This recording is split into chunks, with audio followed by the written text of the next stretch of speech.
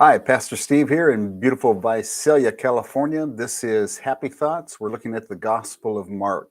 This morning, I'd like to start out by just remembering how it is that humans develop cognitively. So, when we're young, when we're little kids, the world is pretty much black and white. We think in concrete ways. So, we're told as children that when we do good things that are right, we are good, good boy, good girl. And when we do things that are bad, we're frequently punished or told that we are a bad boy or a bad girl. And that's proper because cognitively, that's about as much nuance as a child can handle. But as we grow from childhood into our teen years and into our young adult years, life moves from being black and white and concrete to being much more shaded by gray. The easiest way to think about that is to remember that what a shock it is to discover about our parents who, for our childhood, are defined as good, that they have foibles and faults. They don't always do what they tell us to do, right? So, someone who is very good might do bad things, but they're still a good person. It goes the other way too. We begin to realize as we move out of our primary family into the community that some people are kind of bad actors. So they do nice things for us and they seem good, but the reasons they do those things are manipulative and ultimately unhealthy or bad.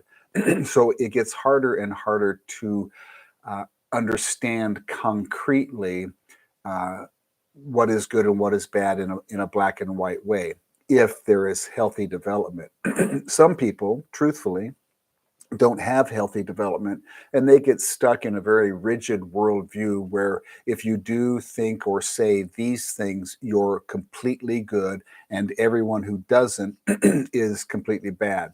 You don't need to look very far for examples. If you look at big time evangelical Christianity, it's a world awash in black and white certainty and in condemnation of people who live differently or think differently as bad. And that's a shame because that very definition and that concrete way of thinking define people who are in a different place as bad and other than, and therefore not as good as the evangelical Christian. I personally think that's one of the big problems in the church in the modern world. Not that there isn't right and wrong according to scripture, and not that we shouldn't live that way, but the attitude we have about it and the full condemnation of those who haven't come to a point where they have the same faith or belief that we do, that's problematic and makes us more Pharisaic than I think is probably right or pleasing to God. So we progress in our thinking from concrete to much more nuanced and difficult understanding. And I bring that up before we read the scripture for today because it strikes me that in the Gospel of Mark, we see the same kind of growth and change in the writer of the gospel. So last week, we talked about Jesus' verbal conflict with the Pharisees over why his followers did not keep the law. The Pharisees are concrete, right? You're good if you keep the tradition of the elders and the law, and you're bad if you don't. And if you're a Gentile, it doesn't matter, you're bad anyway.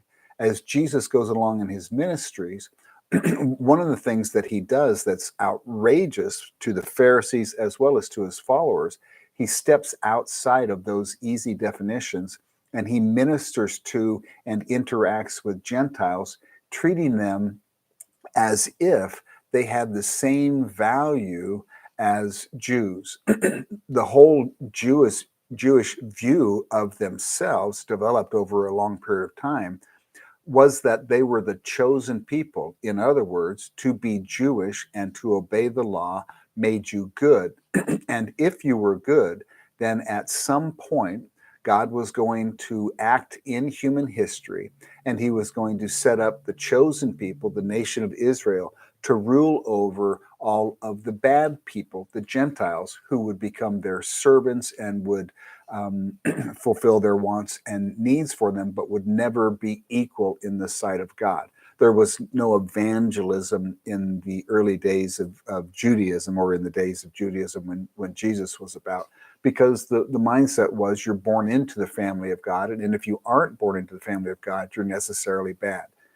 Jesus clearly broaches that subject and crosses that line several times in his ministry. And it's always a pretty big deal. Last thing before we look at the actual scripture for today is to remember that in the early church, one of the biggest problems that Paul writes about, and Peter, and about each other and about their own ministries, is this idea: are we Jewish or are we Christians? Are they the same things? If somebody is a Gentile and they believe in Jesus Christ and become a Christian, do they have to fulfill the law and be circumcised and obey the food laws? These were raging debates in the early church, and they really threatened the existence of the church as a worldwide movement. Jesus, in his ministry, set out the answer to those questions, and he clearly demonstrated what he wanted his church to be like. And that is that Jews and Gentiles could both be Christians, and it wasn't necessary for Gentiles to become Jewish Christians, that they were to obey the commandments that Jesus gave, and that even as Gentiles, the most important thing in their relationship with the living God was their faith. And faith would equate to this: love for other people, regardless of their station in life. And we'll see all of that play out in this scripture. So let me click on this and turn to the scripture. This is Mark 7:24 through 30. And it says, from there, that's after the argument with the Pharisees, he set out and he went away to the region of Tyre. He entered a house and did not want anyone to know that he was there, and yet he could not escape notice.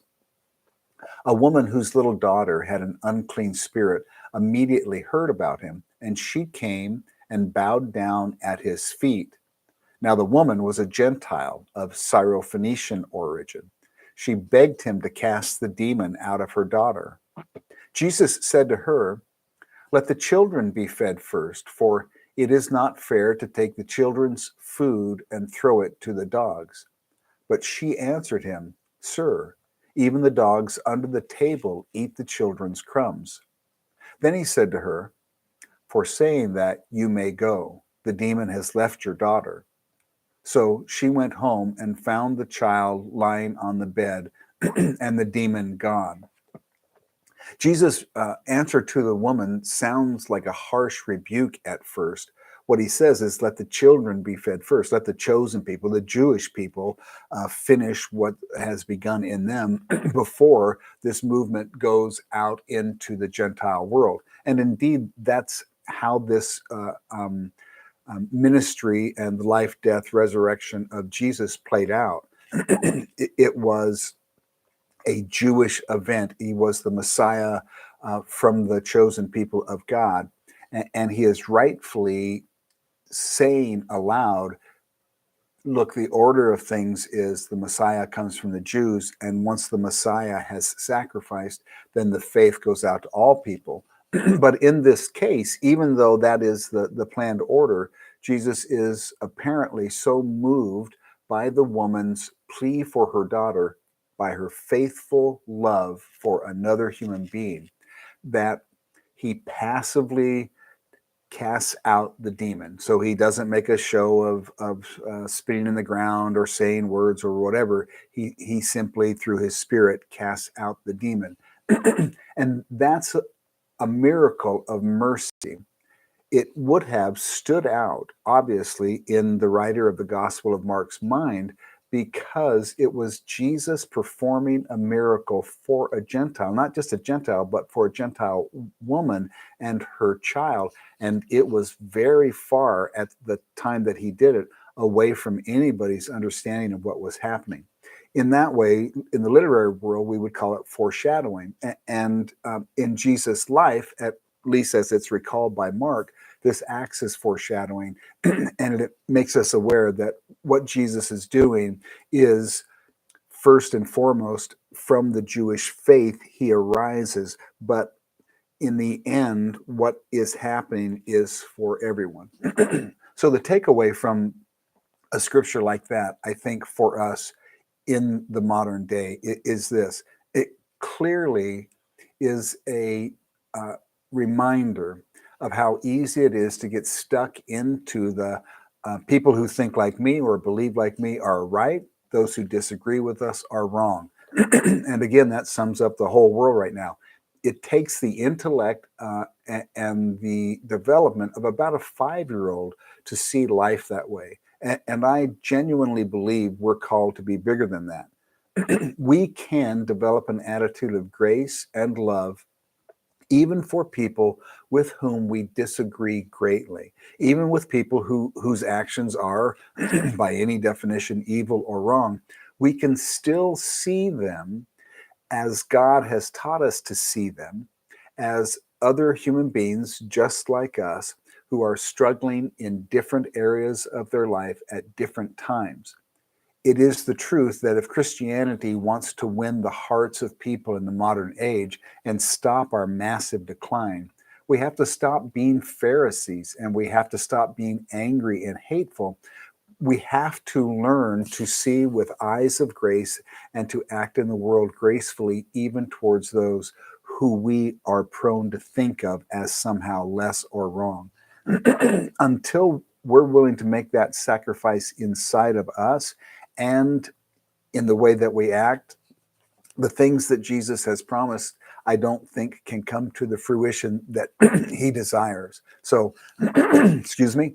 Lucky I have a frog in my throat because that'll stop that sermon short. But this week, think about the way you divide life. In your family, you might have good people and bad people, people you like and don't. In your community, even in your church, right? If they're preaching a doctrine of we're right and everybody else is wrong, I think it would be healthy to take a little bit of time and to think about it. If you really think somebody else is wrong and you're right, what does God require of you? To condemn them, to shame them, or to be graceful towards them and to win them over to the consideration of your view by the gentle and loving nature of the way you act? It's something that I think about all the time.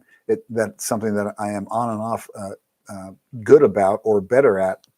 It's an area of growth, I think, for all people, and I hope we will grow into that. So that's Happy Thoughts for this week. I hope you are continuing to enjoy Happy Thoughts. Don't hesitate to drop me a line at pastorstevevumc@gmail.com and let me know what you think. I'll see you. This will be posted on Facebook either on Thursday or Friday. God bless.